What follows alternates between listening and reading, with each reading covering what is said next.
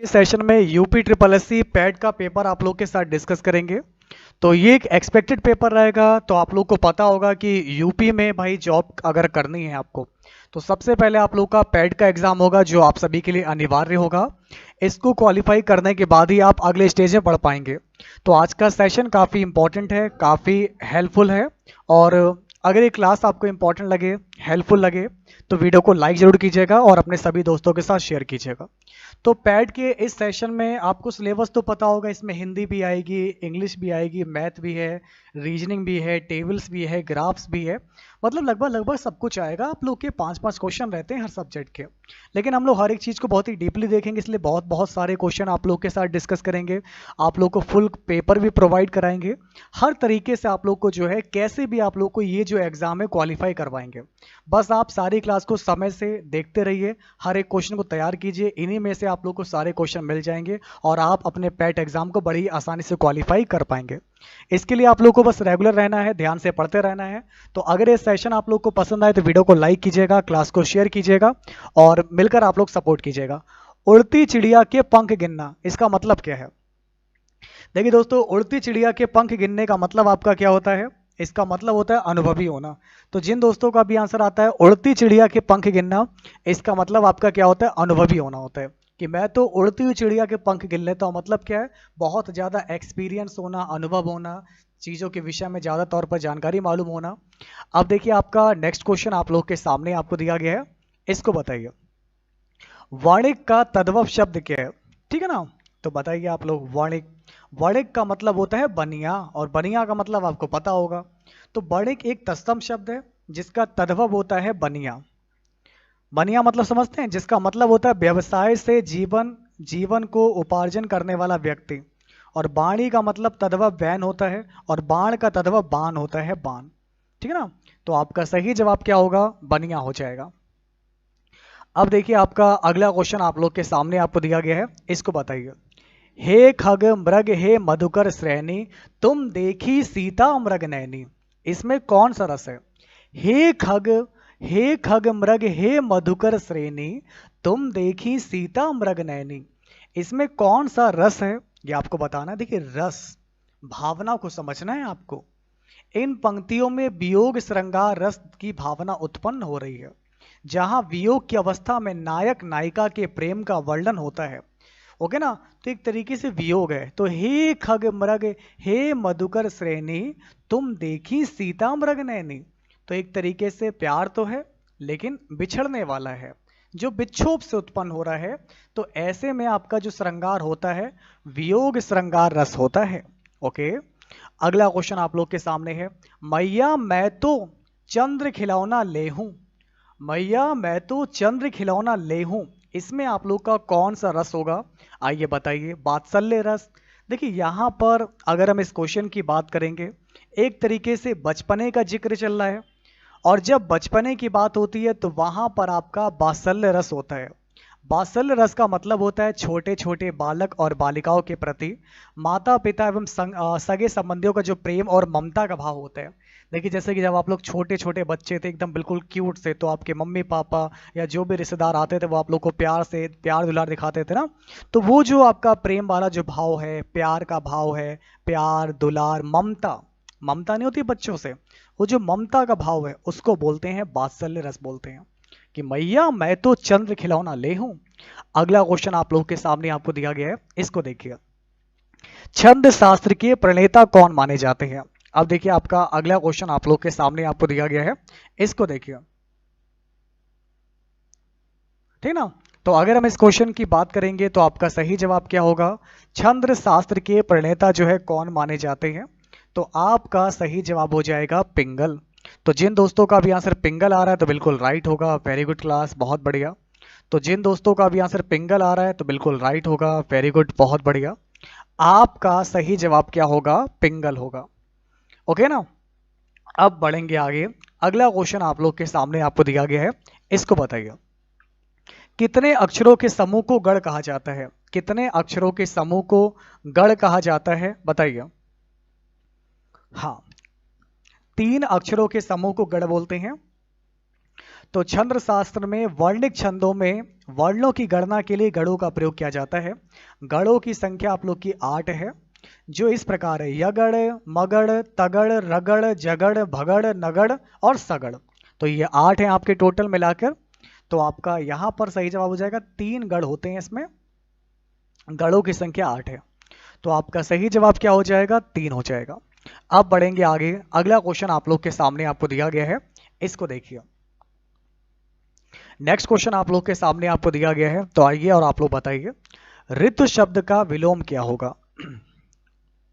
ऋत की अगर हम बात करेंगे, ऋत शब्द का विलोम होगा आपका अनृत।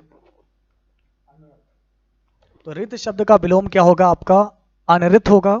तो अगर आपका आंसर अनृत आ रहा है तो बिल्कुल राइट है। वेरी गुड क्लास, बहुत बढ़िया। अब देखिए आपका अगला क्वेश्चन आप लोग के सामने आपको दिया गया है, इसको बताइए आप। नेक्स्ट क्वेश्चन आप लोग के सामने है, देखिए पति के द्वारा परित्यक्त स्त्री को क्या बोलते हैं? जो स्त्री पति के द्वारा परित्यक्त कर दी जाती है, ऐसी स्त्री को बोलते हैं परित्यक्ता। क्या बोलते हैं? परित्यक्तता बोलते हैं। तो आपका राइट आंसर क्या हो जाएगा? परित्यक्तता हो जाएगा। तो अगर हम इस क्वेश्चन की बात करेंगे तो आपका सही जवाब क्या होगा? परित्यक्तता हो जाएगा। अब देखिए आपका नेक्स्ट क्वेश्चन आप लोग के सामने आपको दिया गया है, इसको देखिए। अगला क्वेश्चन काफी इंपॉर्टेंट आप लोग के सामने है। जो दोनों हाथ से तीर चलाता है उसे क्या बोलते हैं? जो दोनों हाथ से तीर चलाता है उसको क्या बोलते हैं? तो अगर हम इस क्वेश्चन की बात करेंगे तो आपका सही जवाब क्या होगा? तो आप लोग यहां पर ध्यान दीजिएगा। सेशन काफी जो है इंपॉर्टेंट है, काफी जो है हेल्पफुल रहने वाला है। तो अगर हम इस क्वेश्चन की बात करेंगे तो आपका यहां पर सही जवाब क्या होगा? ट्राई कीजिए। काफी जो है इंपॉर्टेंट क्वेश्चन आप लोग के साथ में मैं डिस्कस कर रहा हूं।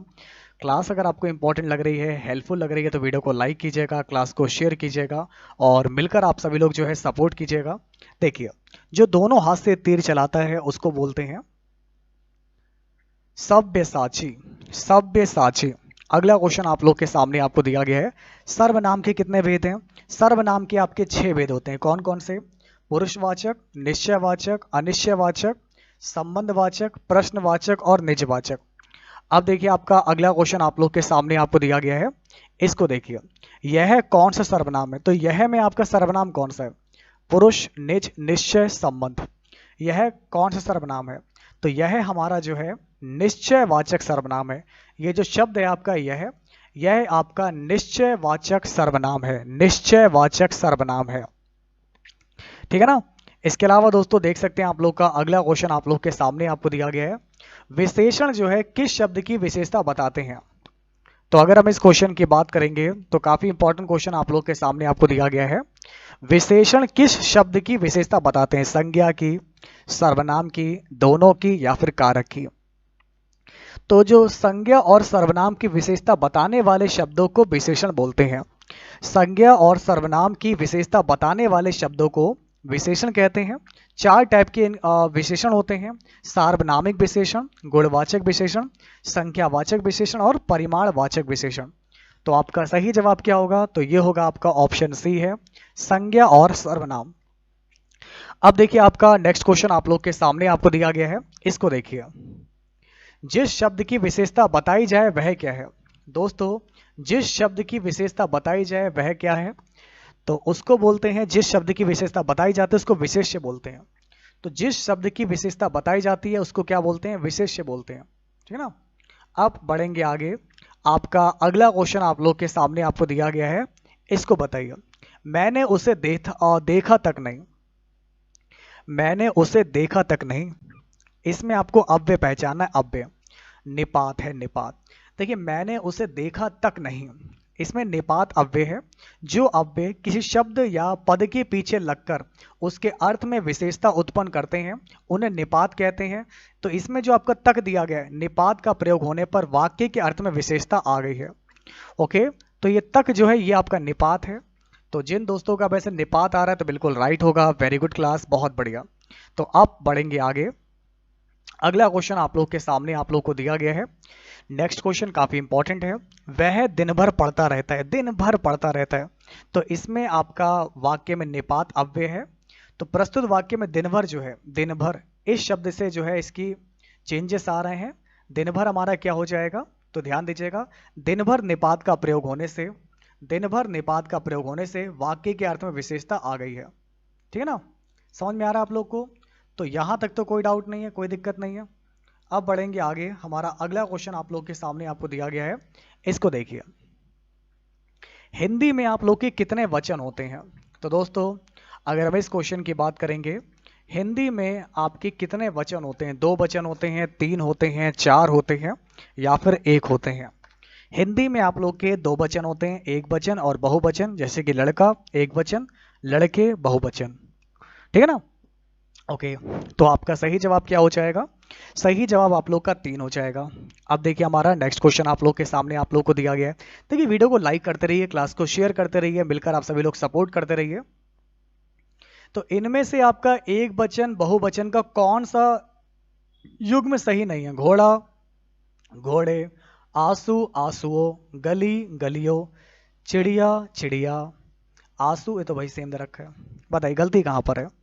जहां तक गलती की बात करें तो आंसू का आंसुओं होगा, आंसू का आंसुओं, ये आपका जो है रॉन्ग दिया गया है। आंसू शब्द का प्रयोग सदैव बहुवचन के लिए किया जाता है, आंसुओं शब्द गलत दे रखे हैं। आंसू जो शब्द है ये हमेशा सदैव बहुवचन में ही प्रयोग किया जाने वाला शब्द है। इसका आंसुओं असुआ ये कुछ नहीं होता है। ठीक है ना? ऐसे में आपका राइट आंसर बी वाला होगा, इसी में आपकी गलती है, बाकी सारे आप लोग के राइट हैं। अब बढ़ेंगे आगे। नेक्स्ट क्वेश्चन आप लोग के सामने आप लोग को दिया गया है, इसको देखिए। कारक का मतलब क्या होता है? कारक। तो दोस्तों कारक की अगर हम बात करेंगे तो आपका सही जवाब क्या होगा? कम ऑन एवरीवन, फटाफट से आप लोग बताएंगे कि आपका यहां पर सही जवाब क्या हो जाएगा। देखिए कारक का मतलब होता है आपका ऑप्शन जो सी दिया गया है, संज्ञा का सर्वनाम और सर्वनाम का क्रिया से संबंध सूचित करना। तो ये आपका कारक हो जाएगा। कारक के आपके भेद कितने होते हैं? तो कारक के तो मैंने आपको 8 भेद बताए हैं, जैसे कर्ता ने, कर्म को, के, कर्ण से, के द्वारा, संप्रदान को, के लिए, अपादान से, संबंध काकी के, रारी रे, नानी ने, अधिकरण में पर और संबोधन हे, अरे, उरो। तो ये आपके 8 प्रकार माने जाते हैं। तो कारक के आप लोग के 8 भेद हैं। तो उम्मीद करता हूं आप लोग को समझ में आ गया होगा। तो यहां तक तो आपको कोई प्रॉब्लम नहीं हुई होगी। ठीक है ना? बाकी एक स्टोरी है, ये वाले क्वेश्चन तो मुझे पता आप कर ही लेंगे। ठीक है ना? अब आते हैं सीधे मेन क्वेश्चन पर, इसको देखिए। भारतीय संविधान में शामिल किस भाषा के लिए 2011 तक ज्ञानपीठ पुरस्कार नहीं दिया गया था? आपको मालूम होगा दोस्तों कि भारतीय संविधान की 8वीं सूची में शामिल भाषाओं में से सिंधी भाषा के साहित्य को अभी तक ज्ञानपीठ पुरस्कार नहीं दिया गया। तो आपका सही जवाब हो जाएगा सिंधी। तो जिन दोस्तों का भी आंसर सिंधी आ रहा है तो बिल्कुल राइट है, वेरी गुड क्लास, बहुत बढ़िया। तो आपका सही जवाब हो जाएगा सिंधी। नेक्स्ट क्वेश्चन आप लोग के सामने आपको दिया गया है, इसको देखिए। अब देखिए आप लोग का नेक्स्ट क्वेश्चन आप लोग के सामने आपको दिया गया है। डॉक्टर क्या दिया गया आपको? यहाँ से डॉक्टर रावरी भारद्वाज को किस भाषा में अपने उत्कृष्ट साहित्यिक योगदान के लिए ज्ञानपीठ पुरस्कार के लिए चुना गया? आपका सही जवाब हो जाएगा तेलुगु। तो जिन दोस्तों का भी आंसर तेलुगु आ रहा है तो बिल्कुल राइट है, वेरी गुड क्लास, बहुत बढ़िया। अब देखिए आपका अगला क्वेश्चन आप लोग के सामने आपको दिया गया है, इसको देखिए। अभी आपको एक पैरा दे रखा है, ध्यान से पढ़ेंगे। अगर किसी दिन बैल तुम्हारा सोच समझ अड़ जाए, चले नहीं बस खड़ा खड़ा गर्दन को खूब हिलाए, घंटी टुन टुन खूब बजेगी तुम ना पास आओगे, मगर बूंद भर तेल साज तक नहीं क्या तुम पाओगे। मालिक थोड़ा हंसा और बोला कि पड़क्कू जाओ, सीखा है यह ज्ञान जहां पर वहीं इसे फैलाओ। ये कुछ पंक्तियां आप लोग के सामने आपको दी गई हैं जो कि आप लोग की रामधारी सिंह दिनकर की है। काफी बढ़िया पंक्तियां दे रखी हैं। इसमें आप मुझे यह बताएंगे कि साज का समानार्थी क्या होगा? ओके, आइए और आप सभी लोग बताइए साज का समानार्थी। साज का मतलब होता है सूर्यास्त के समय को बोलते हैं सांझ, सांझ सवेरे। ठीक ना? तो सांझ का मतलब होता है शाम के टाइम को बोल रहे हैं जब आपका सूर्यास्त होता है। ओके, अगला क्वेश्चन। बूंद भर का मतलब है यहाँ पर समान मात्रा में। बूंद भर का तात्पर्य है इसमें बूंद की मात्रा के लिए समान तेल प्राप्त करने से है, इसलिए आपका राइट आंसर हो जाएगा ऑप्शन सी होगा इस क्वेश्चन का बिल्कुल right answer. Very good class. Hindi के बाद आते हैं जीके पर। क्या होता है जीके में, किस तरीके से क्वेश्चंस आपके एग्जाम में देखने को मिल सकते हैं। यूपी ट्रिपल एससी के कुछ पहले जो परीक्षाएं हुई थी, एक उनका एक अलग लेवल है, एक अलग स्टैंडर्ड है। तो किस तरीके से आप लोग के एग्जाम में क्वेश्चंस पूछे गए हैं, उन प्रश्नों को भी आज हम आप लोग के साथ में डिस्कस करेंगे, शेयर करेंगे। आगे बढ़ें, आप क्लास को फटाक से शेयर कर दीजिए ताकि सभी लोग क्लास में ज्वाइन कर पाएं। तो बहुत ही इंपॉर्टेंट क्वेश्चन आप लोग के सामने आपको दिया गया है। तो आइए और बताइए क्या होगा इस क्वेश्चन का सही जवाब। तो किस राज्य की स्थापित बिजली उत्पादन क्षमता सबसे ज्यादा है। तो यहां की उत्पादन क्षमता सबसे ज्यादा है, तो ये हो जाएगा आपका महाराष्ट्र हो जाएगा। तो अगर आपका आंसर महाराष्ट्र आ रहा है तो बिल्कुल राइट होगा। तो सही जवाब आपका क्या होगा, महाराष्ट्र होगा। अब देखिए आपका अगला क्वेश्चन आप लोग के सामने आपको दिया गया है। किस रेडियोधर्मी तत्व के विश्व के सबसे बड़े भंडार भारत में पाए जाते हैं। तो भारत में सबसे ज्यादा भंडार किसके पाए जाते हैं, यूरेनियम हो जाएगा, रेडियम हो जाएगा, प्लूटोनियम होगा, या फिर आपका थोरियम हो जाएगा। तो काफ़ी जो है इंपॉर्टेंट क्वेश्चन है, और ऐसे में आपका सही जवाब क्या होगा, तो ये होगा आपका थोरियम हो जाएगा। तो जिन दोस्तों का भी आंसर थोरियम आ रहा है तो बिल्कुल राइट है, वेरी गुड क्लास, बहुत बढ़िया। अब बढ़ेंगे आगे। अगला क्वेश्चन आप लोग के सामने आपको दिया गया है, इसको देखिए। भारत में कौन सा आदिवासी समुदाय अधिकतर उदयपुर में सिरोही की अरावली पर्वतमाला में पाया जाता है। तो दोस्तों, भारत में कौन सा आदिवासी समुदाय अधिकतर उदयपुर में सिरोही की अरावली पर्वत में पाया जाता है। तो ये आपका हो जाएगा समुदाय है भील समुदाय। तो जिन दोस्तों का भी आंसर भील समुदाय आ रहा है तो बिल्कुल राइट होगा, वेरी गुड क्लास, बहुत बढ़िया। अब देखिए आपका अगला क्वेश्चन आप लोग के सामने आपको दिया गया है, इसको देखिए। तो भाषा चीनी तिब्बत भाषा परिवार से कुबी, थाडो, दिमासा, माल्टो। तो कौन सी भाषा चीनी तिब्बती भाषा परिवार से है, ये है दिमाशा। दिमाशा आपका सही जवाब हो जाएगा, दिमाशा। तो जिनका भी आंसर आ रहा है दिमाशा, बिल्कुल राइट है, वेरी गुड क्लास, बहुत बढ़िया। ओके, अब देखिए दोस्तों, नेक्स्ट क्वेश्चन की अगर हम बात करेंगे तो अगला क्वेश्चन आप लोगों के सामने आपको दिया गया है कि निम्नलिखित में से कौन सा देश आंशिक या पूर्ण रूप से सहारा रेगिस्तान में नहीं आता है। तो आपको बताना है कि निम्नलिखित में से कौन सा देश आंशिक या पूर्ण रूप से सहारा रेगिस्तान में नहीं आता है। तो ये आपको दिया गया है नाइजीरिया। ओके, तो जिन दोस्तों का भी आंसर नाइजीरिया आ रहा है तो बिल्कुल राइट होगा, वेरी गुड क्लास, बहुत बढ़िया। अब देखिए आपका नेक्स्ट क्वेश्चन आप लोग के सामने आपको दिया गया है, इसको बताइए। माउंट किलिमंजारो जो है, माउंट किलिमंजारो में स्थित एक निष्क्रिय ज्वालामुखी है, कौन सी। तंजानिया, कीनिया, इथोपिया, घाना। तो माउंट किलिमंजारो जो है ये कहाँ पर स्थित एक निष्क्रिय ज्वालामुखी है, तो ये है आपका तंजानिया में। किलिमंजारो अफ्रीका महाद्वीप तंजानिया का सबसे ऊंचा पर्वत है, और ये पर्वत एकल पर्वत है, यानी कि ये किसी पर्वत श्रृंखला का हिस्सा नहीं है। इस पर्वत का निर्माण 30 लाख साल पहले 3 अलग अलग ज्वालामुखी से निकले लावे के लगातार ठंडा होने के जमने से शुरू हुआ था। आपका सही जवाब हो जाएगा तंजानिया।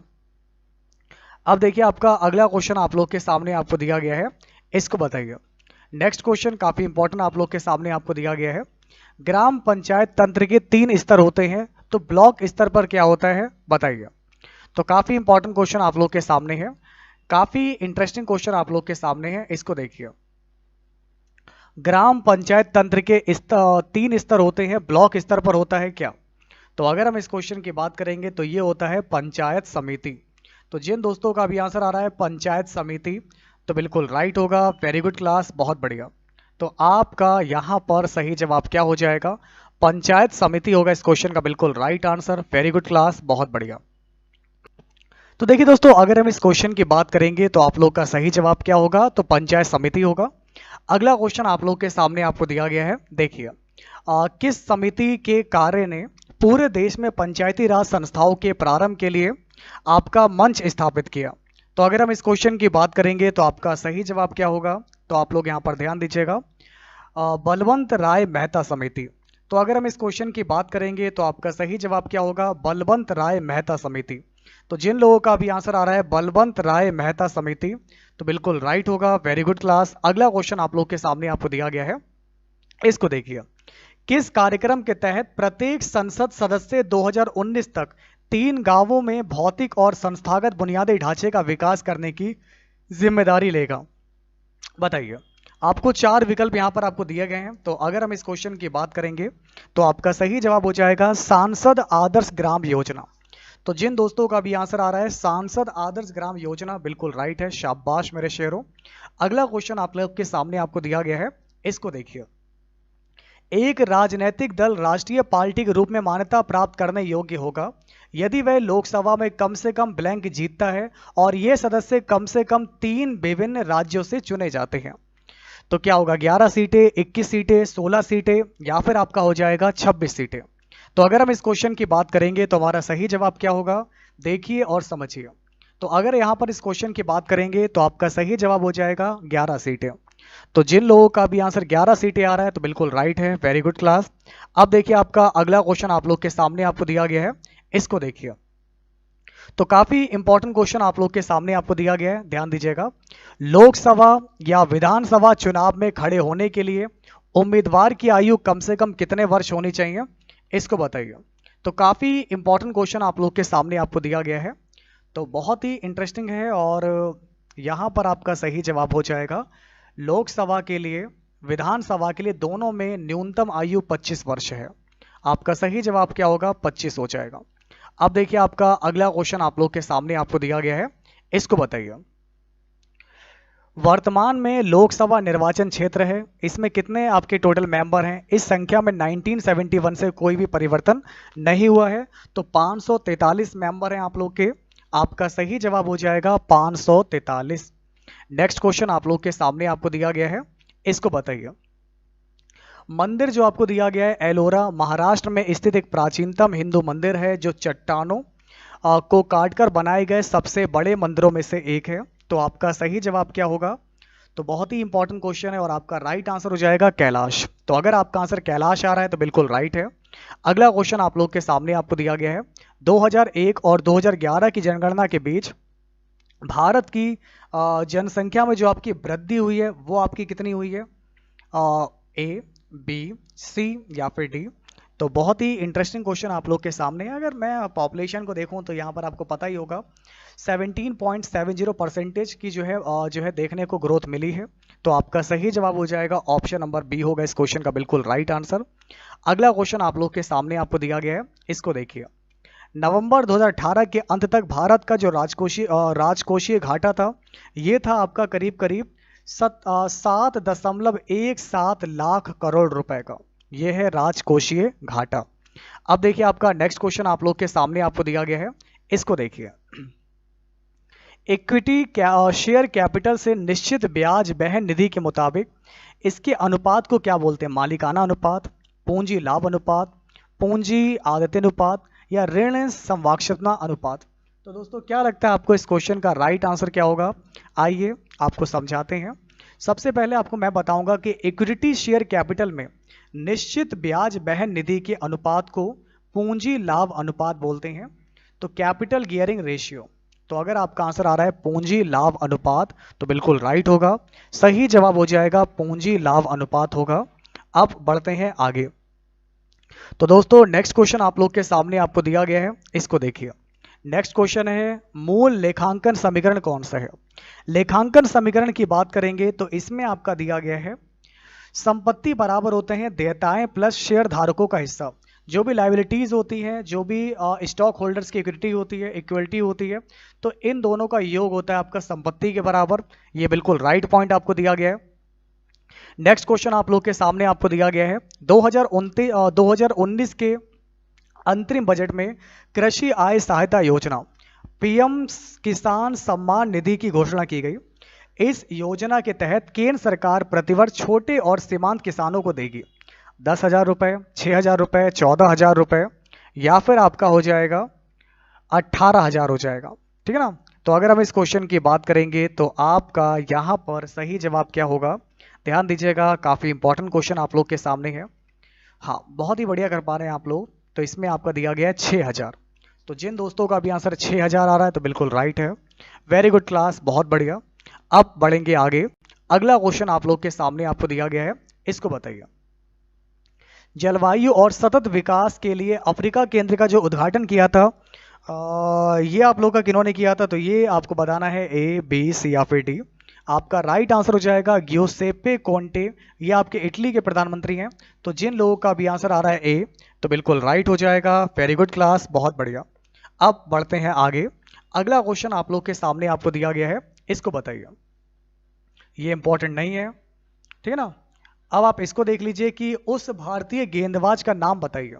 उस भारतीय गेंदबाज का नाम बताइए जो एक दिवसीय अंतर्राष्ट्रीय मैचों में 100 विकेट लेने वाला सबसे तेज भारतीय बन गया है। तो आपका यहाँ पर सही जवाब क्या होगा, तो ध्यान दीजिएगा, इस प्रकार आपका सही जवाब होगा मोहम्मद शमी। तो जिन दोस्तों का भी आंसर मोहम्मद शमी आ रहा है तो बिल्कुल राइट है। अब देखिए आपका नेक्स्ट क्वेश्चन। जनवरी 2019 में यह घोषणा की गई कि शब्द को ऑक्सफोर्ड डिक्शनरी के द्वारा 2018 के हिंदी शब्द के रूप में चुना गया, और ये शब्द है आपका नारी शक्ति। ओके, नारी शक्ति ये है आपका 2019 18 का शब्द है जिसकी 2019 में घोषणा की गई है, नारी शक्ति। अब देखिए आपका अगला क्वेश्चन आप लोग के सामने आपको दिया गया है। 19 और 20 में विपणन के लिए गेहूं का क्या बोलते हैं, न्यूनतम समर्थन मूल्य MSP, मिनिमम सपोर्ट प्राइस कितना था, 1840 रुपए प्रति क्विंटल। 1840 रुपए प्रति क्विंटल हो जाएगा। अब देखिए आपका नेक्स्ट क्वेश्चन आप लोग के सामने आपको दिया गया है। केरल के चावल की उस किस्म का नाम बताइए जिसे GI टैग मिल गया है। तो अगर हम इस क्वेश्चन की बात करेंगे तो यह है नवारा, ठीक है ना। तो इस क्वेश्चन का आपका क्या होगा, राइट आंसर नवारा हो जाएगा। अगला क्वेश्चन आप लोग के सामने आपको दिया गया है। भारत के किस स्थान की चाय को पंजीकृत GI टैग मिला है। भारत के किस स्थान की चाय को पंजीकृत GI टैग मिला है। असम, केरल, उत्तराखंड, दार्जिलिंग हो जाएगा। तो आपका सही जवाब हो जाएगा मेरे प्यारे साथियों, दार्जिलिंग होगा इस क्वेश्चन का बिल्कुल राइट आंसर। तो भारत में सबसे पहले 2004 की बात है, दार्जिलिंग की चाय को GI टैग प्रदान किया गया था। तो आपका सही जवाब क्या होगा, दार्जिलिंग होगा इस क्वेश्चन का बिल्कुल राइट आंसर। अब देखिए आपका अगला क्वेश्चन आप लोग के सामने आपको दिया गया है, इसको देखिएगा। नेक्स्ट क्वेश्चन, कपिल वस्तु वर्तमान यूपी के किस जनपद में अवस्थित है। कपिल वस्तु की अगर हम बात करेंगे, देखिए दोस्तों, इसके बाद जीके के बाद आपको पता होगा कि आपके एग्जाम में यूपी जीके के भी कुछ इंपॉर्टेंट क्वेश्चन आते ही आते हैं। तो किस तरीके से क्वेश्चंस आप लोग के एग्जाम पुटअप किए जा सकते हैं, तो 1 बाय 1 करके मैं एक एक करके आप लोगों के साथ सारे क्वेश्चन आप लोगों के साथ डिस्कस कर रहा हूं। इसलिए आप लोगों से एक रिक्वेस्ट है कि वीडियो को लाइक कीजिए, क्लास को शेयर कीजिए, और मिलकर आप सभी लोग अपना प्यार और सपोर्ट को बनाए रखिए। तो अगर हम इस क्वेश्चन की बात करेंगे, हाँ, तो कपिल वस्तु वर्तमान उत्तर प्रदेश के किस जनपद में अवस्थित था। तो गौतम बुद्ध के जो पिता हैं शुद्धोधन, ये कपिल वस्तु के शाक्य गणतंत्र के प्रधान थे, जो कि वर्तमान उत्तर प्रदेश के सिद्धार्थनगर जिले में अवस्थित है। तो आपका सही जवाब क्या हो जाएगा, सिद्धार्थनगर होगा इस क्वेश्चन का बिल्कुल right answer. Very good class, बहुत बढ़िया, ठीक है ना। तो उम्मीद करता हूं कि यहां तक तो आपका क्लियर हो गया होगा। अब देखिए आप लोग का नेक्स्ट क्वेश्चन आप लोग के सामने आपको दिया गया है, ऋषि पतन। देखिए दोस्तों, ऋषि पतन या मृगदाब का आधुनिक नाम क्या है, ए होगा, बी होगा, सी होगा, या फिर आपका डी होगा। ऋषि पतन या मृगदाब सारनाथ को कहा जाता है। तो आपका सही जवाब क्या होगा, सारनाथ होगा, जहां पर गौतम बुद्ध ने अपना प्रथम उपदेश दिया था, जिसे हम लोग धर्म चक्र प्रवर्तन के नाम से जानते हैं। तो आपका सही जवाब हो जाएगा इस क्वेश्चन का सारनाथ होगा इस क्वेश्चन का बिल्कुल राइट आंसर। तो आपका करेक्ट आंसर क्या हो जाएगा, सारनाथ हो जाएगा। अब देखिए आपका अगला क्वेश्चन आप लोगों के सामने आपको दिया गया है, बौद्ध धर्म का पालना किस राज्य को कहा जाता है। बौद्ध धर्म का पालना कहा जाता है किस राज्य को, यूपी को, उत्तर प्रदेश को। उत्तर प्रदेश को बौद्ध धर्म का पालना कहा जाता है। अगला क्वेश्चन आप लोगों के सामने आपको दिया गया है, महावीर स्वामी के जन्म के समय धर्म का प्रमुख केंद्र कौन सा था।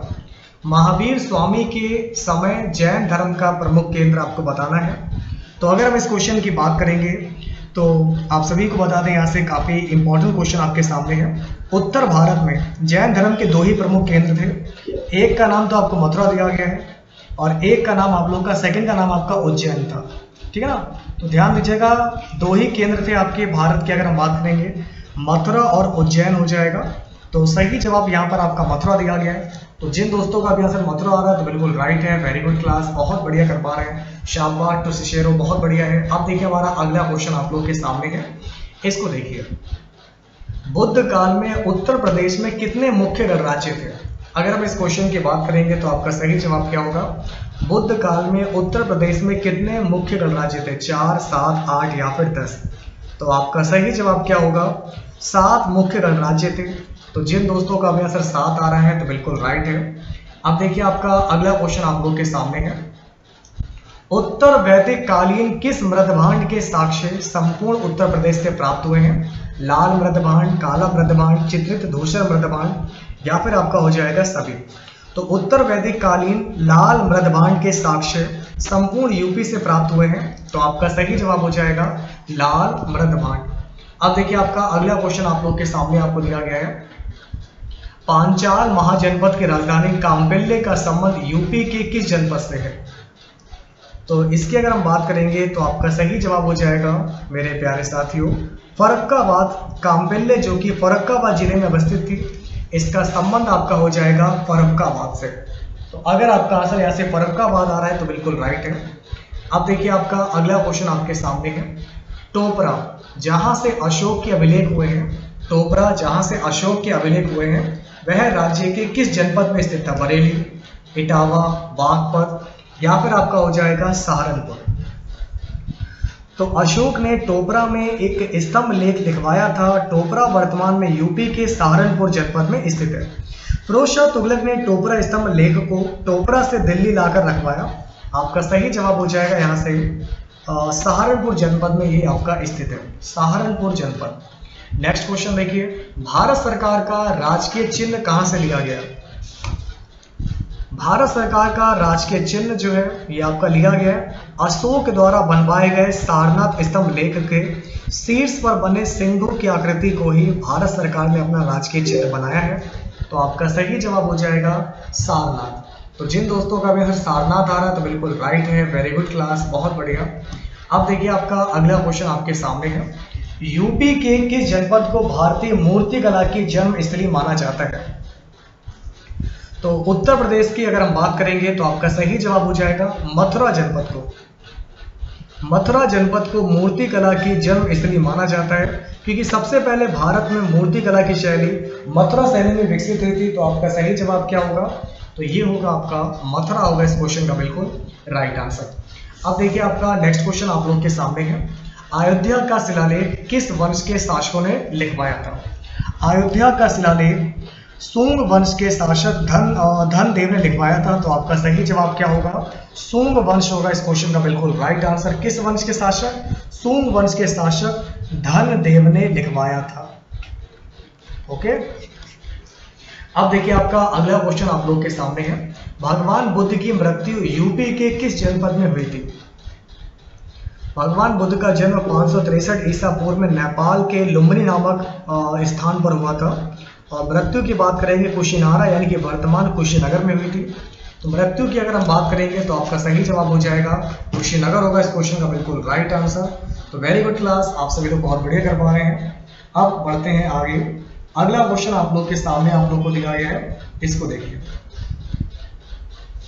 नेक्स्ट क्वेश्चन है काफी इंपॉर्टेंट। कुषाण वंश के शासकों की दूसरी राजधानी कहाँ थी?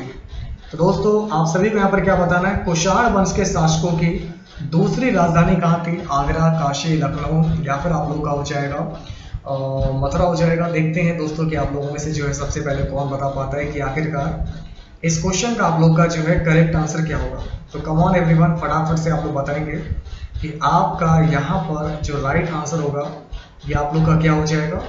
Yes, you are right, very good class, that's a perfect answer is. तो यहाँ पर आपका सही जवाब क्या होगा? कुषाण वंश के शासक कनिष्क की प्रथम राजधानी पेशावर पुरुषपुर थी और दूसरी राजधानी इसकी मथुरा थी। तो कुषाण वंश की पहली राजधानी थी पेशावर। पेशावर की अगर हम बात करेंगे इसको बोलते हैं पुरुषपुर। पेशावर की अगर हम बात करेंगे इसको जानते हैं हम लोग यहाँ से पुरुषपुर के नाम से जानते हैं। और दूसरी राजधानी इसकी है मथुरा। तो अगर आपका आंसर मथुरा आ रहा है तो बिल्कुल राइट हो जाएगा। वेरी गुड क्लास, बहुत बढ़िया। अब देखिए आपका नेक्स्ट क्वेश्चन आप लोगों के सामने आपको दिया गया है, इसको देखिए। नेक्स्ट क्वेश्चन काफी इंपॉर्टेंट है, ध्यान से देखिए। क्वेश्चन को पहले ध्यान से पढ़ा करिए, समझा कीजिए। समुद्रगुप्त के सामरिक विजयों का वर्णन करने वाला प्रशस्ति काव्य कहाँ पर अवस्थित है? तो इस क्वेश्चन का आपका सही जवाब होगा ऑप्शन बी है प्रयाग प्रशस्ति। हरिशेर द्वारा रचित प्रयाग प्रशस्ति होगा इस क्वेश्चन का बिल्कुल राइट आंसर। तो अगर आपका आंसर यहाँ से आ रहा है प्रयाग होगा बिल्कुल आपका सही जवाब, आपका राइट आंसर हो जाएगा प्रयाग। अब देखिए आपका नेक्स्ट क्वेश्चन आप लोग के सामने है। स्कंदगुप्त ने उत्तर प्रदेश के किस जनपद में भीतरी अभिलेख लिखवाया था? तो अगर हम इस क्वेश्चन की बात करेंगे तो गुप्त शासक स्कंदगुप्त ने भीतरी स्तंभ अभिलेख लिखवाया था, जो वर्तमान उत्तर प्रदेश के गाजीपुर जिले के सैदपुर भीतरी नामक स्थान पर अवस्थित है। तो आपका सही जवाब क्या होगा? गाजीपुर होगा इस क्वेश्चन का बिल्कुल राइट आंसर। तो जिन दोस्तों का भी आंसर गाजीपुर आ रहा है तो बिल्कुल राइट आ रहा है। वेरी गुड क्लास, बहुत बढ़िया दोस्तों। तो उम्मीद करता हूँ कि आप लोग सही कर पा रहे होंगे। हेलो एवरीवन, आप सभी का स्वागत करता हूं बीएसए ट्रिकी क्लासेस में और आशा करता हूं, उम्मीद करता हूं आप सभी लोग अच्छे होंगे, सुरक्षित होंगे और अपने आने वाले एग्ज़ाम यूपीएससी पीटी की तैयारी में लगे होंगे। ठीक है, तो बहुत जल्द आपका एग्ज़ाम हो जाएगा। तो जितनी भी मेहनत आप सभी लोग कर रहे हो, जितनी तैयारी कर रहे हो, जितनी पढ़ाई को समय दे रहे हो, सब कुछ डबल कर दो आप सभी लोग, क्योंकि पहली बार में आप सभी को पीटी एग्ज़ाम निकालना है। तो क्लास को हम लोग शुरू करते हैं। आप सभी लोगों से रिक्वेस्ट है, उससे पहले क्लास को एक बार शेयर कर दीजिए। आप सभी लोग जल्दी से वीडियो को शेयर कर दीजिए। 5 सेकंड का समय मैं आप सभी को देता हूं। चलिए, तो उम्मीद है आप सभी लोगों ने भाई वीडियो को शेयर कर दिया होगा। ठीक है, तो क्लास को हम लोग शुरू करते हैं। महात्मा गांधी ने भारतीय राष्ट्रीय कांग्रेस के निम्नलिखित सत्रों में से किसकी अध्यक्षता की थी? बहुत ही महत्वपूर्ण प्रश्न आपके सामने आया है। ठीक है, इससे आपको 2 प्रकार की जानकारी मिलेगी, यानी कि 2 प्रकार के प्रश्न आपसे पूछे जा सकते हैं। तो पहला प्रश्न तो बनता है कि महात्मा गांधी ने जो भारतीय राष्ट्रीय कांग्रेस की स्थापना की थी, ये कौन सी सन में की थी, ये आपसे पूछा जा सकता है। दूसरा प्रश्न आपसे बनता है कि कहाँ की थी, यानी कि कौन से अधिवेशन में की थी। ठीक है, तो जो लोग भी इसका आंसर ऑप्शन नंबर सी दे रहे हैं, यानी कि बेलगांव अधिवेशन में, कांग्रेस के बेलगांव अधिवेशन में महात्मा गांधी ने भारतीय राष्ट्रीय कांग्रेस की अध्यक्षता की थी। और कब की थी? तो 1924 में की थी। ये आपको याद रखना है।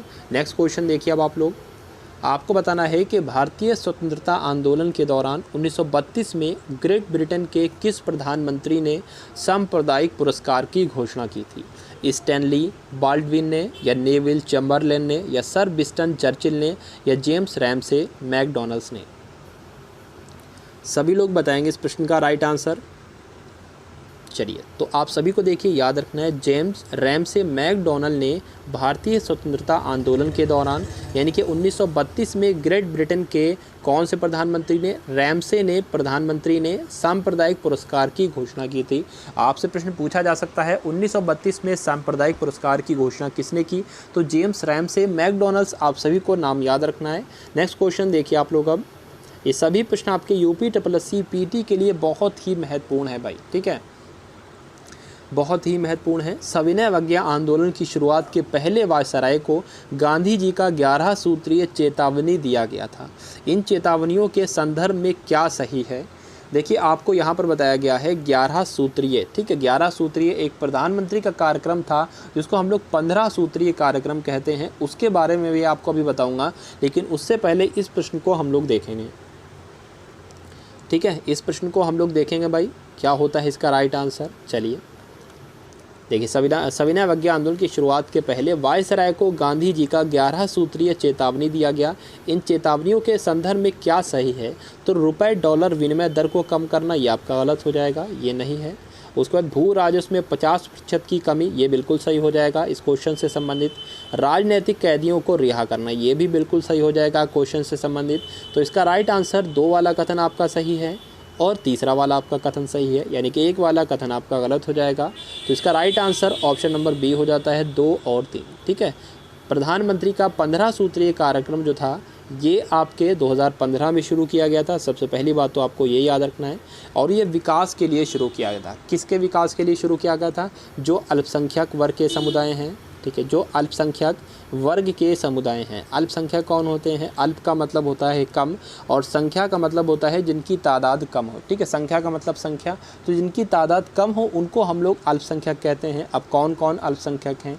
मुस्लिम लोग अल्पसंख्यक माने जाते हैं, बौद्ध लोग अल्पसंख्यक माने जाते हैं, जैन हैं, पारसी हैं, ईसाई हैं, सिख हैं, ये सब अल्पसंख्यक माने जाते हैं। टोटल 6 वर्ग ऐसे हैं जो अल्पसंख्यक की श्रेणी में आते हैं। और इन्हीं समुदाय के विकास के लिए प्रधानमंत्री का 15 सूत्रीय कार्यक्रम शुरू किया गया था। ये आप सभी को याद रखना है। अगला प्रश्न देखिए आप सभी लोग। अब भाई वीडियो को शेयर कर दो, आप सभी लोग जल्दी से वीडियो को शेयर कर दीजिए। आप सभी लोगों से रिक्वेस्ट है, जल्दी से शेयर कर दो आप सभी लोग वीडियो को। चलिए, तो उम्मीद है आपने वीडियो को शेयर कर दिया होगा। इस क्वेश्चन को देखिए आप सभी लोग। निम्नलिखित घटनाओं का सही क्रम क्या होगा, ये आपको बताना है। ठीक है, इन घटना का सही क्रम क्या होगा, ये आप सभी को बताना है भाई। तो बताइए सबसे पहले कौन सी घटना घटी थी, उसके बाद कौन सी घटना घटी और उसके बाद कौन सी घटना घटी। ठीक है, तो देखिए इल्बर्ट बिल सबसे पहले आया, ठीक है, उसके बाद आपका ये आया दूसरे वाला, और इसके बाद ये आया, और उसके बाद रॉलेट एक्ट सबसे अंत में हुआ। तो आपकी कौन सी चलेगी भाई, 4 3 2 1 ये वाली घटना चलेगी, और ऐसा ऑप्शन नंबर बी में है, तो यही इस प्रश्न का बिल्कुल राइट आंसर हो जाएगा। नेक्स्ट क्वेश्चन देखिए आप सभी लोग अब, ये ठीक है, ये जो आपका पेपर बनाया गया है ये बिल्कुल ठीक UPSSC PT के लिए ही स्पेशली बनाया गया है। ठीक है, जैसे जैसे उसमें नंबर दिए गए हैं ना कि हिस्ट्री 10 नंबर की, ज्योग्राफी 5 नंबर की, भूगोल आपकी भूगोल 5 नंबर की, ज्योग्राफी मैंने आपको बता दी है, संविधान 5 नंबर का, इकोनॉमिक्स 5 नंबर की, स्टैटिक आपकी 10 नंबर की और 10 नंबर के करंट अफेयर के क्वेश्चन। ठीक है, 5 नंबर की हिंदी है।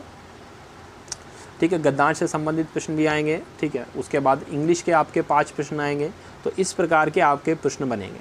5 नंबर की हिंदी कौन सी वाली है, जो आपकी देखिए, जो आपकी पर्यायवाची पूछे जाएंगे, वर्णमाला पूछी जाएगी, या आपका पर्यायवाची हो गया, विलोम शब्द पूछे जाएंगे, ठीक है, मुहावरे पूछे जाएंगे, लोकोक्ति, इस प्रकार की जो हिंदी है ये 5 प्रकार के 5 नंबर के प्रश्न आपसे पूछे जाएंगे।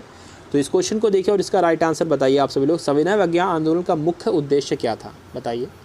सविनय अवज्ञा आंदोलन का मुख्य उद्देश्य क्या था? अगस्त कथन के विरुद्ध, गलत। गोलमेज सम्मेलन के विरुद्ध था अगस्त सविनय अवज्ञा आंदोलन का मुख्य उद्देश्य, ये भी नहीं। विस्टन चर्चिल का प्रतिक्रियावादी उपागम, ये भी गलत हो जाएगा।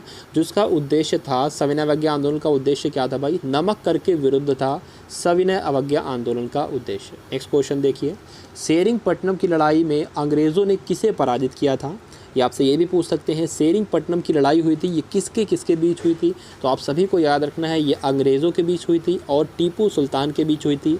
इसमें अंग्रेज़ विजयी हो गए थे और हार गए थे टीपू सुल्तान। तो इसका right answer option number C हो जाता है, टीपू सुल्तान। नेक्स्ट क्वेश्चन देखिए आप सभी लोग अब, निम्नलिखित में से किसके शासनकाल में मुगलों और मराठों के बीच द्वंद्व प्रारंभ हुआ था? बताइए इसका राइट आंसर। तो मुगलों, ठीक है, मुगलों और मराठों के बीच द्वंद्व प्रारंभ हुआ था। उस समय औरंगज़ेब का शासनकाल चल रहा था, ये आप सभी को याद रखना है। टीपू सुल्तान कहाँ के शासक थे? हैदराबाद के, मदुरई के, मैसूर के, विजयनगर के। बता दीजिए इसका राइट आंसर आप सभी लोग बताइए। तो आप सभी को याद रखना है ये मैसूर के शासक थे, टीपू सुल्तान आपके मैसूर के शासक थे। महत्वपूर्ण प्रश्न है आपका। इनमें से किस लड़ाई में अंग्रेज़ों ने बंगाल के नवाब सिराजुद्दौला को हराया था? ठीक है, कौन सी लड़ाई थी वो, कौन सा युद्ध था और वो कौन सा युद्ध कब हुआ था, ये भी आपको जानकारी इस प्रश्न से मिल जाएगी। तो देखिए आपको याद रखना है कि प्लासी की लड़ाई थी। प्लासी की लड़ाई 1757 में हुई थी, ये आपको याद रखना है। ठीक है, कौन सी लड़ाई में? तो प्लासी की लड़ाई हुई थी, इसमें अंग्रेज़ों ने बंगाल के नवाब जिनका नाम सिराजुद्दौला था इनको हराया था। कुल मिला के आपको याद रखना है प्लासी की लड़ाई कब हुई थी? 1757 में। प्लासी की लड़ाई किसके बीच हुई थी? तो अंग्रेज़ों के बीच हुई थी, अंग्रेज़ और सिराजुद्दौला के बीच हुई थी, जिसमें सिराजुद्दौला हार गए थे, अंग्रेज़ जीत गए थे। नेक्स्ट क्वेश्चन देखिए अब आप लोग, तारीख़-ए-फ़िरोज़शाही के लेखक कौन हैं? ज़ियाउद्दीन बरनी, हसन निज़ामी, ईशामी या इब्न बतूता?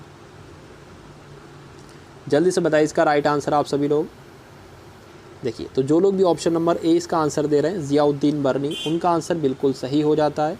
नेक्स्ट क्वेश्चन देखिए अब आप लोग, भारत में वंदे मातरम पत्रिका की स्थापना किन्होंने की थी? गणेश शंकर विद्यार्थी ने, रामचंद्र चटर्जी ने, या अरविंद घोष ने, या बिपिन चंद्र पाल ने? बताइए इसका राइट आंसर आप सभी लोग। चलिए तो इस प्रश्न का राइट आंसर आपका अरविंद घोष हो जाएगा। आपको याद रखना है कि वंदे मातरम, भारत में वंदे मातरम जो पत्रिका थी इसकी स्थापना अरविंद घोष ने की थी। नेक्स्ट क्वेश्चन देखिए अब आप लोग। चलिए तो इसमें आप सभी को बताना है कि तेरताली कहाँ का लोक नृत्य है? छत्तीसगढ़ का है, मध्य प्रदेश का है, मणिपुर का है, या राजस्थान का है? बताइए। देखिए आप सभी को याद रखना है तेरताली है, ठीक है, उसके बाद जो सुई नृत्य है, घूमर नृत्य है, ये आपके सब नृत्य जो हैं ये आपके राजस्थान के हैं, ये आपको याद रखना है। तो तेरताली कहाँ का लोक नृत्य हो जाएगा? ये आपका राजस्थान का एक नृत्य हो जाएगा, लोक नृत्य। नेक्स्ट क्वेश्चन देखिए अब आप लोग। चलिए तो इसमें आप सभी को बताना है कि रोहतांग दर्रा भारत के किस राज्य में स्थित है? हिमाचल प्रदेश में, जम्मू कश्मीर में, उत्तराखंड में, या सिक्किम में? जल्दी से बता दीजिए इसका राइट आंसर आप सभी लोग। चलिए, तो इस प्रश्न का राइट आंसर मुझे उम्मीद है आप सभी लोग दोगे कि रोहतांग दर्रा कहाँ पर स्थित है, कौन से राज्य में स्थित है। नेक्स्ट क्वेश्चन देखिए आप सभी लोग अब, कौन सा जलकाय अंडमान द्वीपों को निकोबार द्वीपों से अलग करता है? 6 degree channel, 8 degree channel, 9 degree channel या 10 डिग्री चैनल। ये प्रश्न आपका महत्वपूर्ण है भाई, ठीक है, ये आपको याद रखना है कि इसका राइट आंसर क्या होगा। तो आप सभी को याद रखना है जो आपका 10 डिग्री चैनल है, ठीक है, 10 डिग्री चैनल है, ये आपका अंडमान जलकाय द्वीपों को निकोबार द्वीपों से अलग करता है। जलकाय द्वीपों को निकोबार द्वीपों से अलग करता है कौन सा चैनल? तो 8 डिग्री चैनल आप सभी को याद रखना है। नेक्स्ट क्वेश्चन देखिए आप सभी लोग अब, किस शहर को स्टील सिटी ऑफ इंडिया के नाम से जाना जाता है? मुंबई को, कोलकाता को या जमशेदपुर को? स्टील सिटी ऑफ इंडिया के नाम से जाना जाता है। महत्वपूर्ण प्रश्न ये आपके सामने आया है, तो जल्दी से बता दीजिए इस प्रश्न का राइट आंसर आप सभी लोग। देखिए जमशेदपुर को, ठीक है, तो जो लोग भी ऑप्शन नंबर डी आंसर दे रहे हैं जमशेदपुर, उनका आंसर बिल्कुल सही हो जाता है, ठीक है। स्टील सिटी ऑफ इंडिया के नाम से जमशेदपुर को जाना जाता है। नेक्स्ट क्वेश्चन देखिए, भारत में अंतर्राष्ट्रीय हवाई अड्डों की संख्या कितनी है? भारत में कितने अंतर्राष्ट्रीय हवाई अड्डे हैं बताइए? तो भारत में 17 अंतर्राष्ट्रीय हवाई अड्डे हैं, ये आप सभी को याद रखना है। अच्छा, हाई कोर्ट की संख्या कितनी है? भारत में उच्च न्यायालयों की संख्या कितनी है? तो आप सभी को याद रखना है 24 हाई कोर्ट की संख्या है, ये आप सभी को याद रखना है। नेक्स्ट क्वेश्चन देखिए आप लोग अब, इसमें आपको बताना है कि इनमें से कौन सी नदी भारत में पश्चिम दिशा में बहती नदी नहीं है, ठीक है, यानी कि उस नदी का नाम बताना है जो पश्चिम दिशा की ओर नहीं बहती है। बताइए इसका राइट आंसर। चलिए, तो मैं आपको बता दूं, देखिए नर्मदा नदी जो है ये आपकी पश्चिम दिशा में ही बहती है, साबरमती नदी है ये भी पश्चिम दिशा में बहती है, और लूनी नदी ये भी पश्चिम दिशा में बहती है, लेकिन कृष्णा नदी ये पश्चिम दिशा में नहीं बहती है। तो यही इस प्रश्न का बिल्कुल सही उत्तर हो जाता है। अगला प्रश्न देखिए आप लोग अब, भारत में लगभग प्रमुख बंदरगाहें कितने हैं? भारत में 11 बंदरगाह हैं, 18 प्रमुख बंदरगाह हैं, 15 बंदरगाह हैं प्रमुख या 13 बंदरगाह। देखिए यहाँ पर प्रमुख आया है, तो यानी कि बंदरगाह तो उससे ज़्यादा भी हो सकते हैं उनकी संख्या, लेकिन यहाँ पर प्रमुख बंदरगाह की संख्या पूछी गई है। तो आपके सामने ऐसा प्रश्न आता है तो आप लोग बताओगे 13 प्रमुख बंदरगाह हैं भारत में। नेक्स्ट क्वेश्चन देखिए अब आप लोग, जापान में होन्शु नाम का जो द्वीप है ये किसके लिए प्रसिद्ध है? कोयले के लिए, लौह अयस्क के लिए, तेल के लिए या हीरे के लिए? जल्दी से बता दीजिए इसका राइट आंसर आप सभी लोग। देखिए, तो ये आप सभी को याद रखना है, तेल के लिए प्रसिद्ध है। जो जापान में आपका होन्शु नाम का द्वीप है ये तेल के लिए प्रसिद्ध है, ठीक है। और भारत में जो सोना है, सबसे अधिक सोने का उत्पादन कहाँ पर किया जाता है? ये आपको याद रखना है, कर्नाटक में सबसे अधिक सोने का उत्पादन किया जाता है। नेक्स्ट क्वेश्चन देखिए आप लोग अब, और कोयले का सबसे अधिक उत्पादन झारखंड और छत्तीसगढ़ में किया जाता है, ये भी आपको याद रखना है। पृथ्वी की पपड़ी का प्रमुख अंश मुख्य रूप से डैश से गठित होता है। आपको बताना है कि पृथ्वी की पपड़ी का जो अंश होता है ये मुख्य रूप से ऑक्सीजन और आयरन से गठित होता है। ऑक्सीजन और सिलिकॉन से गठित होता है, या सिलिकॉन और आयरन से गठित होता है, या सिलिकॉन और एल्यूमिनियम से गठित होता है? सभी लोग बताएंगे इसका राइट आंसर। चलिए, तो आपको याद रखना है भाई, ये सिलिकॉन और एल्यूमिनियम से गठित होता है क्या? पृथ्वी की पपड़ी का अंश। नेक्स्ट क्वेश्चन देखिए आप सभी लोग अब, भाई यूपी पीटी की तैयारी को आप सभी लोग बहुत ही मजबूत कर लें, क्योंकि आपको पहली बार में यूपी का पीटी का एग्ज़ाम पास करना है, उसके बाद ही आप लोग लेखपाल वगैरह बन पाओगे। तो आपको भाई पूरी अपनी जान झोंक देना है, ठीक है, पूरी दिन और रात की जान झोंक देना है। सुबह जल्दी उठो और रात थोड़ी देर से सो, ठीक है, क्योंकि आपको ज़्यादा से ज़्यादा पढ़ाई करना है और कम से कम सोना है। जिसने अपनी नींद पर कंट्रोल कर लिया, अपनी इंद्रियों पर कंट्रोल कर लिया और अपनी, ठीक है, भावनाओं पर कंट्रोल कर लिया, तो ये समझ लीजिए वो इंसान कामयाबी की राह पर चल रहा है और बहुत जल्द वो कामयाब हो जाएगा। तो आपको भी बिल्कुल ऐसे करना है। तो माले, ये आपको बताना है किस देश की राजधानी है, बताइए। माले किस देश की राजधानी है, ये आप सभी को बताना है भाई। इस क्वेश्चन का राइट आंसर आप सभी को बताइए भाई। तो माले मालदीव की राजधानी हो जाएगी, ठीक है, माले मालदीव की राजधानी हो जाएगी। तो जो लोग भी इसका आंसर ऑप्शन नंबर बी दे रहे हैं उनका आंसर बिल्कुल राइट हो जाता है। नेक्स्ट क्वेश्चन देखिए आप सभी लोग अब, इनमें से कौन सा भारत का सबसे पहला और एकमात्र केंद्र शासित प्रदेश है जहां का सारा कामकाज पूरी तरीके से सौर ऊर्जा से संचालित होता है? बताइए इसका राइट आंसर आप सभी लोग। और साथ ही साथ ये भी आप लोग बता दीजिए वर्तमान समय में भारत में कितने राज्य हैं और कितने केंद्र शासित प्रदेश हैं, बताइए। चलिए, तो इस प्रश्न का राइट आंसर आपका दीव हो जाएगा। ठीक है, दीव केंद्र शासित प्रदेश भारत का सबसे पहला और एकमात्र ये केंद्र शासित प्रदेश है जहां सारा कामकाज जो है पूरी तरीके से सौर ऊर्जा से संचालित होता है, ये आपको याद रखना है। वर्तमान समय में भारत में 28 राज्य हैं और 8 केंद्र शासित प्रदेश हैं, ये आपको याद रखना है। नेक्स्ट क्वेश्चन देखिए अब आप लोग। चलिए, इसमें आपको बताना है कि 140 डिग्री नॉर्थ अक्षांश किस किस के बीच सीमांकन करता है, बताइए। 140 डिग्री लेटिट्यूड अक्षांश किस किस के बीच सीमांकन करता है, जल्दी से बता दीजिए इसका राइट आंसर आप सभी लोग। तो अमेरिका और कनाडा के बीच ये जो है ये सीमांकन करता है, ये आप सभी को याद रखना है। नेक्स्ट क्वेश्चन देखिए अब आप लोग। कुडनकुलम परियोजना किस राज्य में स्थित है? कर्नाटक में, तमिलनाडु में, तेलंगाना में, केरल में? देखिए, तेलंगाना का गठन आपका 2 जून 2014 को हुआ था, ये आपको याद होगा। 2 जून 2014 को तेलंगाना का गठन हुआ था। ठीक है, इसका राइट आंसर आप सभी लोग बताइए भाई। तो तमिलनाडु इस प्रश्न का बिल्कुल सही उत्तर हो जाएगा, तमिलनाडु। अभी हाल फिलहाल में एक घोषणा की गई है कि तमिलनाडु में जितने भी वकील हैं, ठीक है, उनको जो है 3000 रुपये मासिक दिया जाएगा तमिलनाडु के वकील को, जिनको भाई रोज़गार वगैरह नहीं मिल रहा है, ऐसा भी कुछ था। तो कुडनकुलम परियोजना किस राज्य में स्थित है? तमिलनाडु में स्थित है कुडनकुलम परियोजना, ये आपको याद रखना है। केरल में आपकी फूलों की घाटी है, ठीक, ये आपको याद रखना है। ठीक, सॉरी, केरल में आपकी शांत घाटी है और फूलों की घाटी कहाँ पर है? उत्तराखंड में आपकी फूलों की घाटी है, ये आपको याद रखना है। इसमें आपको बताना है ग्रीनलैंड कहाँ पर स्थित है? दक्षिण प्रशांत में, हिंद महासागर में, कैरेबियन सागर में या उत्तरी अटलांटिक में? तो उत्तरी अटलांटिक इस प्रश्न का बिल्कुल राइट आंसर हो जाएगा। इस प्रश्न का राइट आंसर क्या हो जाएगा? उत्तरी अटलांटिक, यानी कि ग्रीनलैंड कहाँ पर स्थित है? उत्तरी अटलांटिक में स्थित है। नेक्स्ट क्वेश्चन देखिए आप सभी लोग अब। निम्नलिखित में से कौन सा उच्चतम पर्वत शिखर गैर एशियाड है? किलिमंजारो पर्वत, एल्ब्रुस पर्वत, मैकिन्ले पर्वत या एकांगुआ पर्वत? तो आप सभी को याद रखना है जो सबसे ऊंचा पर्वत शिखर है और वो गैर एशियाड है, तो वो एकांगुआ पर्वत है। उसका राइट आंसर क्या हो जाएगा? एकांगुआ पर्वत। नेक्स्ट क्वेश्चन देखिए अब आप लोग। इसमें आपको बताना है निम्नलिखित में से कौन सा दुनिया में सबसे ज़्यादा ऊंचाई वाला झरना है? जो सबसे ऊंचाई पर स्थित झरना है उसका नाम आप सभी को बताना है, बताइए।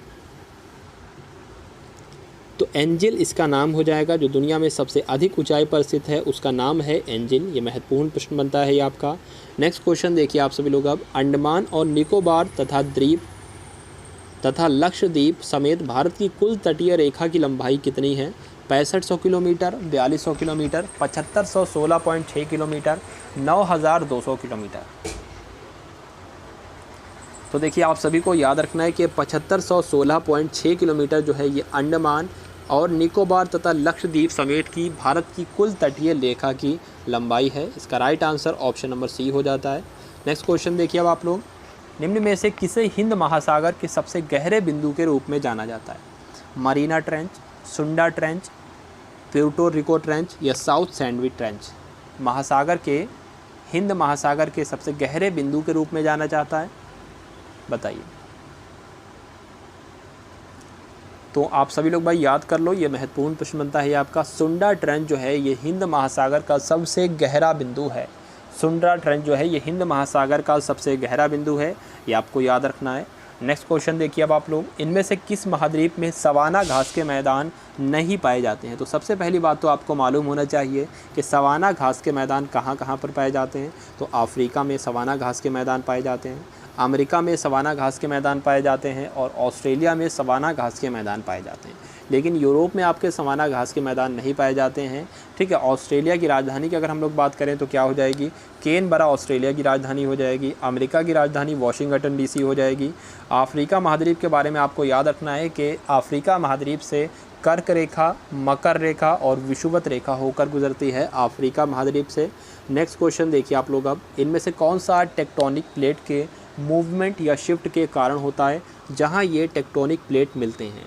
चक्रवात, बाढ़, भूस्खलन या भूकंप?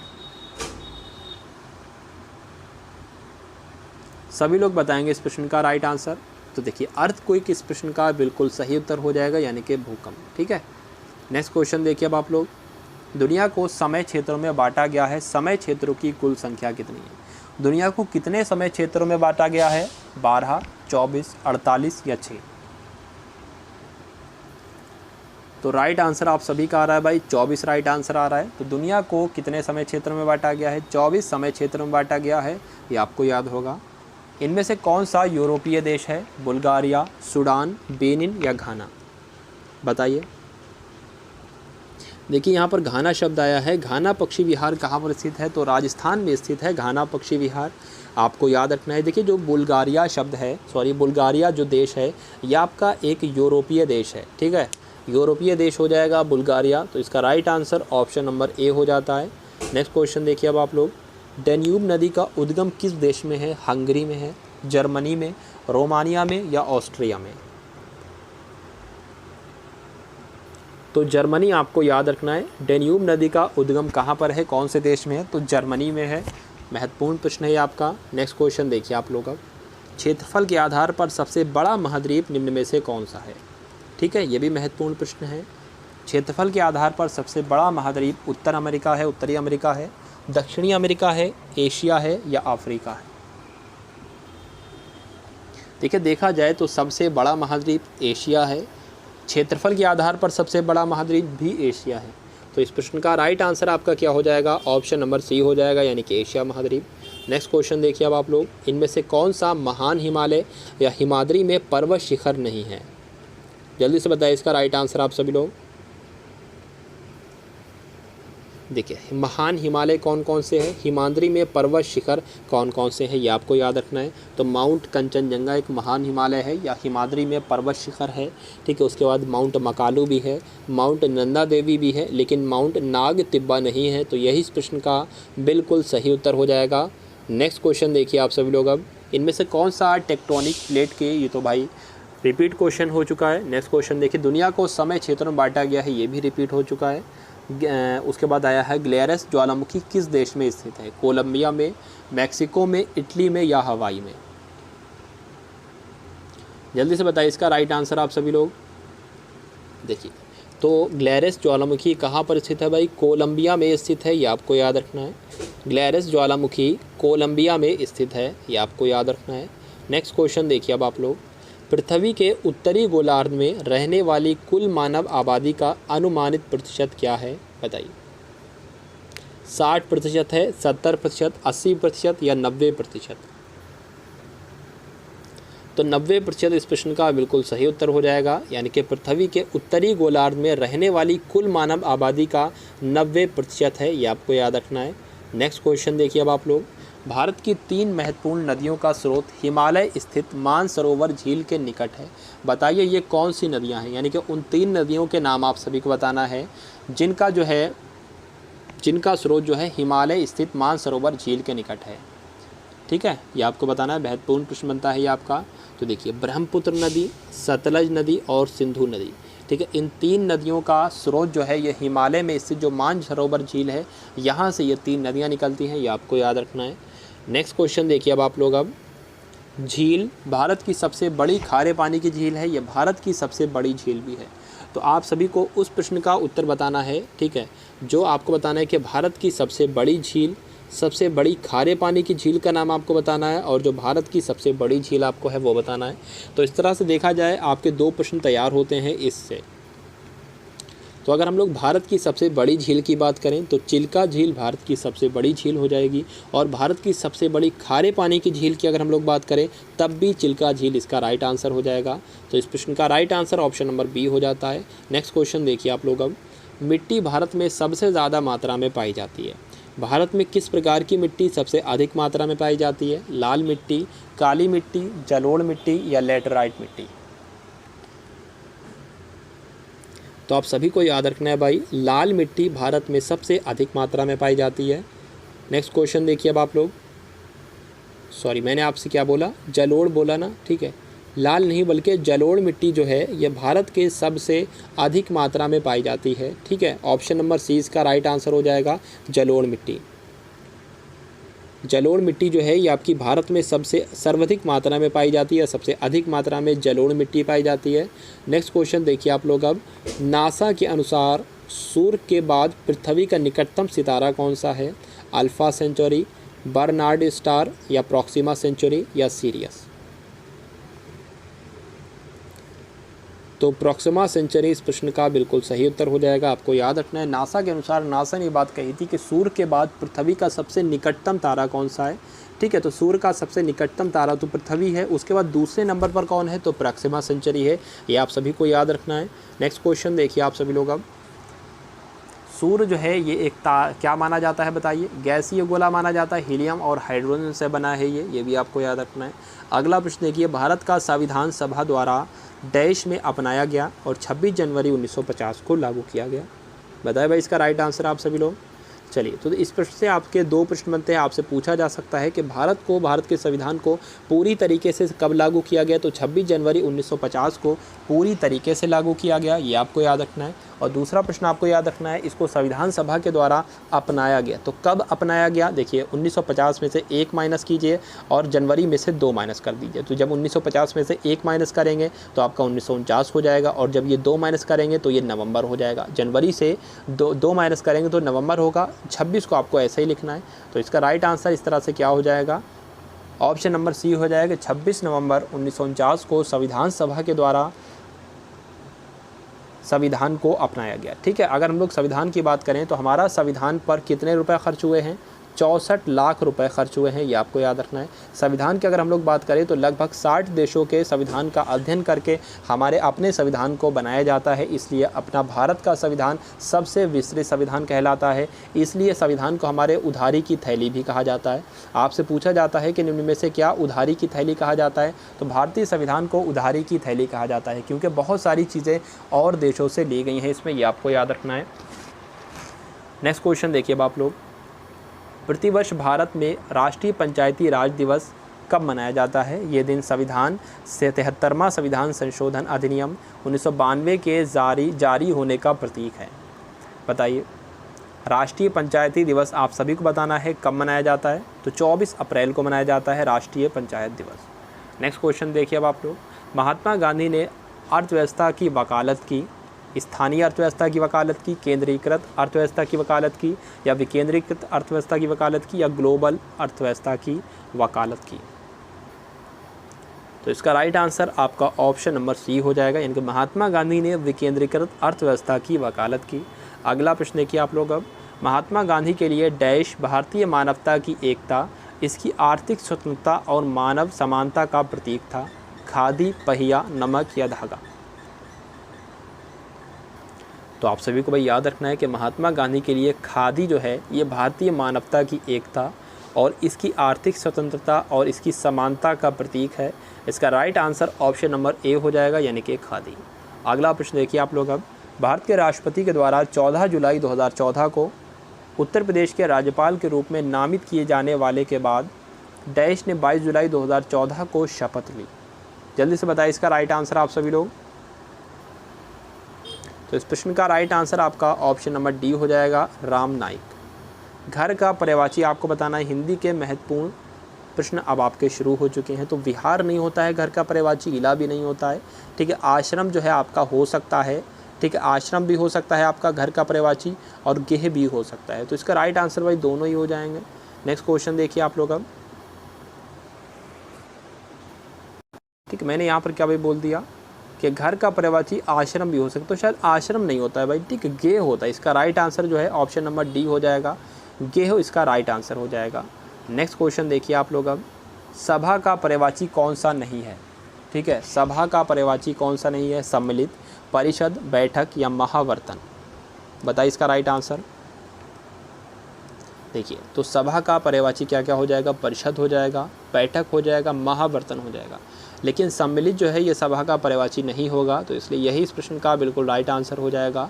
फूल का पर्यायवाची आपको बताना है कौन कौन से फूल के पर्यायवाची होते हैं। तो आपको मालूम होगा सुमन जो है ये फूल का पर्यायवाची होता है, पुष्प भी फूल का पर्यायवाची होता है और कुसुम भी फूल का पर्यायवाची होता है। तो जो लोग भी ऑप्शन नंबर सी इसका आंसर दे रहे हैं, तनुजा जो है फूल का पर्यायवाची नहीं होता है, तो यही इस प्रश्न का बिल्कुल सही उत्तर हो जाता है। कल्प वृक्ष का पर्यायवाची आपको बताना है, कौन सा कल्प वृक्ष का पर्यायवाची है, बताइए इसका राइट आंसर आप सभी लोग। तो देखिए परिजात जो है ये भी कल्प वृक्ष का पर्यायवाची है, कल्प तरु भी आपका कल्प वृक्ष का पर्यायवाची है और देव वृक्ष भी है। तो इसका राइट आंसर इस प्रकार से क्या हो जाएगा, ऑप्शन नंबर डी हो जाएगा इस प्रश्न का बिल्कुल सही उत्तर। कौन सा शब्द सूर्य का पर्यायवाची नहीं है, बताइए, सभी लोग बताएंगे। इसका राइट आंसर तो कम से कम आप लोग बताएंगे, बताइए। तो सबसे पहले तो आपको सूर्य के पर्यायवाची याद होना चाहिए। मार्तंड सूर्य का पर्यायवाची होता है, आप सबको याद करना है। मरीचि भी होता है सूर्य का पर्यायवाची और पतंग भी सूर्य का पर्यायवाची होता है। लेकिन केसरी जो शब्द दिया गया है ये सूर्य का पर्यायवाची नहीं होता है। इस तरह यही इस प्रश्न का बिल्कुल सही उत्तर हो जाएगा। तो अब आपके सामने जो है, ठीक है, इंग्लिश के महत्वपूर्ण प्रश्न आ चुके हैं। Which is not synonyms of the given word, crucial का आपको सिनोनिम्स नहीं है, वो आपको बताना है। चलिए बताइए इसका राइट आंसर। देखिए आर्गुमेंट ये भी क्यूरल का सिनोनिम्स होता है, ठीक है। उसके बाद बिकरिंग भी होता है, डिस्कॉर्ड भी होता है, लेकिन क्योरी नहीं होता है। तो इसका राइट आंसर क्या हो जाएगा, ऑप्शन नंबर डी हो जाता है। नेक्स्ट क्वेश्चन देखिए अब आप लोग, choose the option to which you can not add at its end from a new word. जल्दी से बताइए इसका राइट आंसर। सभी लोग बताएंगे इस क्वेश्चन का राइट आंसर, बताइए। कैन नॉट ऐड, ठीक है, आपको ऑप्शन बताना है जिसमें आप ऐड नहीं कर सकते ई आर को, एट इट्स एंड में फ्रॉम न्यू वर्ड नहीं बना सकते, ठीक। तो सूनर में ई आर लगा सकते हैं, उसके बाद क्यूकर में लगा सकते हैं, टाइमर में आपका नहीं लगेगा, ठीक है, टाइमर में आपका नहीं लगेगा। क्यों नहीं लगाए, क्योंकि इसमें ऑलरेडी ई आया हुआ है। अगर यहाँ पर ये होता सिर्फ टाइम होता तो भाई इसमें ई आर लग जाता, टाइमर हो जाता। तो इसलिए ऑप्शन नंबर सी इस प्रश्न का बिल्कुल सही उत्तर हो जाएगा। नेक्स्ट क्वेश्चन देखिए अब आप लोग, choose the best option to complete the given sentence there are not dash people here, ठीक है, ये आपको बताना है। मच आएगा, मैनी आएगा, ए लॉट आएगा या सम आएगा। There are not many people, ठीक है, पीपल के साथ भाई क्या इस्तेमाल किया जाता है, मैनी का इस्तेमाल किया जाता है। तो there are not many people here, इसका right answer option number B हो जाता है। तो जो लोग भी ऑप्शन नंबर 20 का राइट आंसर दे रहे हैं उनका आंसर बिल्कुल सही हो जाता है। नेक्स्ट क्वेश्चन आप लोग देखिए अब लोग, choose the best option to complete the given sentence you should dash your homework, बताइए। मेक का, डू, वर्क या गिव। तो यहाँ पर आप लोग डू का यूज़ करोगे, you should do your homework. तो इसका right answer option number B हो जाएगा। तो जो लोग ऑप्शन नंबर बी आंसर दे रहे हैं उनका आंसर बिल्कुल राइट हो जाएगा। Choose the correct word order, ठीक है, इसमें आपको बताना है इसका राइट आंसर, बताइए। तो इस क्वेश्चन का राइट आंसर आप लोग लिखोगे भाई कमेंट सेक्शन में कि 60 क्वेश्चन नंबर का आंसर क्या हो जाएगा। तो अब आपको इस वीडियो को शेयर करना है और बताना है वीडियो आपको कैसी लगी, ठीक है। तो जो है अब हम लोग चलते हैं और मिलते हैं आने वाली वीडियो में। जय हिंद।